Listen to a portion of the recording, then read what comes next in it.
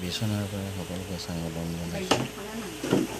2022 চনৰ 25 জানুৱাৰীতে মোৰ কৰোণা হৈছিল। কৰোণা হোৱাৰ ফলত মই মেডিকেলত ভৰ্তি হৈ 6 দিন মই অক্সিজেন লৈ থাকিবলগীয়া হৈছিলে, কাৰণ মোৰ অক্সিজেনৰ লেভেলটো 60 পৰ্যন্ত হৈ গৈছিলে। কিন্তু ভগৱানৰ কৃপাত মই মৃত্যুমুখৰ পৰা ঘূৰি আহিলোঁ। 6 দিন মেডিকেলত থকাৰ পাছত ঘৰ পালোহি।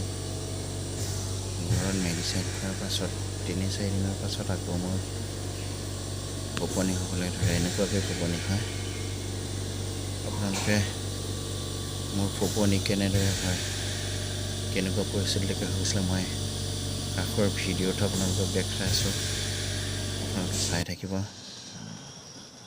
মোৰ এনেকুৱা পৰিস্থিতি হোৱাৰ পাছত মই ডিব্ৰুগড় 3 বাৰ গ'লোঁ। ডিব্ৰুগড়ত দেখুৱালোঁ। আনকি মই নাৰ্ছিং হোমত 5 দিনলৈকে ভৰ্তি হৈ আছিলোঁ।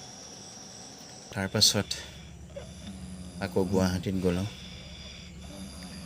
গুৱাহাটীত দেখুৱাৰ পাছত ঘৰ পালোঁহি। ঘৰত অলপমান দিন ভাল হৈ থকাৰ পাছত চিকিৎসা যিখিনি ডক্টৰে মেডিচিন দিছিলে সেইখিনি খাই থকাৰ পাছত অলপ ভাল পালোঁ।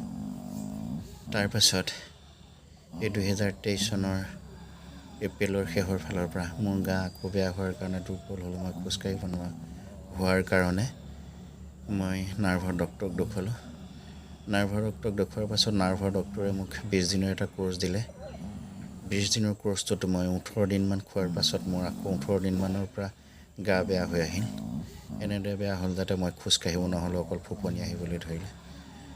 এইবাৰ মই হোমিঅ'পেথিক ডক্টৰৰ গুৰিত চিকিৎসা কৰিলোঁ। হোমিঅ'পেথিক ডক্টৰৰ গুৰিত চিকিৎসা কৰিবলৈ যাওঁতে মই পৰীক্ষা কৰিলোঁ। মোৰ চুগাৰ, থাইৰয়ড, কলেষ্ট্ৰল বাঢ়িলে। কলেষ্ট্ৰল ইমান বাঢ়িলে যে মই শ্বাস প্ৰশ্বাস লোৱাত বহুত কষ্ট হ'ল। আপোনালোকে কাষৰ ভিডিঅ' নিশ্চয় দেখি আছে যে মই কিমান কষ্টকৈ শ্বাস প্ৰশ্বাস লৈছোঁ। ইমানখিনি কষ্ট কৰাৰ পাছত মই বৰ্তমান হোমিঅ'পেথিক চিকিৎসাত অকণমান ভাল হৈছোঁ, কিন্তু খোজকাঢ়িব পৰা হোৱা নাই। মই এই ভিডিঅ'টো আপোনালোকলৈ এইকাৰণে শ্বেয়াৰ কৰিছোঁ। আপোনালোকৰ যদি কাৰোবাৰ এনেকুৱা পৰিস্থিতি হৈছে, তেতিয়াহ'লে প্লিজ কমেণ্ট কৰি জনাবচোন কেনেদৰে চিকিৎসা কৰিছিলে, কেনেদৰে ভাল পালে অকণমান জনাব, যাতে আপোনালোকৰ কমেণ্টে মোক যাতে উৎসাহিত কৰিব পাৰে। আপোনালোকে কাষৰ ভিডিঅ'কেইটা চালে গম পাব মই কেনেকুৱা অৱস্থাত আছোঁ বৰ্তমান। মই এই ভিডিঅ' কৰাকণ সময়ত অকণমান আৰাম পাই আছোঁ। সেইকাৰণে আপোনালোকৰ পৰা কিছু কমেণ্ট পাম বুলি, কেনেদৰে চিকিৎসা কৰিলে ভাল হ'ব বা ভাল পাইছিলে আপোনালোকে মোক জনাবচোন। ধন্যবাদ।